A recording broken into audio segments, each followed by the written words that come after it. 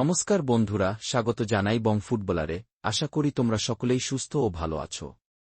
যেহেতু এখানে আপনারা সমস্ত রকম খেলার আপডেট পেয়ে যাবেন, তাই চ্যানেলটিকে লাইক করে সাবস্ক্রাইব করে বেল আইকনটি প্রেস করে নোটিফিকেশন অল করে রাখবেন। আজকের এই ভিডিওতে কাকে নিয়ে কথা বলবো তোমরা আশা করি বুঝতে পেরেছ। হ্যাঁ, 29 বছর বয়সী ব্রাজিলিয়ান মিডফিল্ডার রবসন রবিনহোকে নিয়ে রয়েছে দারুণ সুখবর বা বড় আপডেট।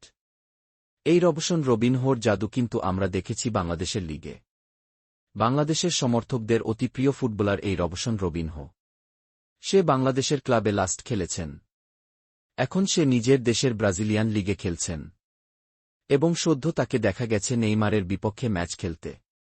তো সেই ব্রাজিলিয়ান মিডফিল্ডার রবসন রবিনহোকে নিয়ে যে খবরটা এই মুহূর্তে পাওয়া যাচ্ছে, ইস্টবেঙ্গল এফসি দল ক্লেটন সিলভাকে ছেড়ে দেওয়ার পর তার রিপ্লেসমেন্ট অথবা তার জায়গা পূরণ করতে আসছেন এই ব্রাজিলিয়ান মিডফিল্ডার রবসন রবিনহো। যেহেতু অস্কার ব্রুজন ইস্টবেঙ্গল এফসি দলের হেড কোচ, আর অস্কার ব্রুজনের অধীনে রবসন রবিনহো একটা সময় খেলেছেন। অনেক ম্যাচ তিনি খেলেছেন, তার পছন্দের ফুটবলার তিনি।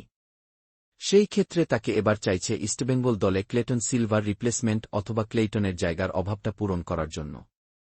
আর সেই কাজটাই এবার ইস্টবেঙ্গল এফসি দলের ম্যানেজমেন্ট করতে চাইছে।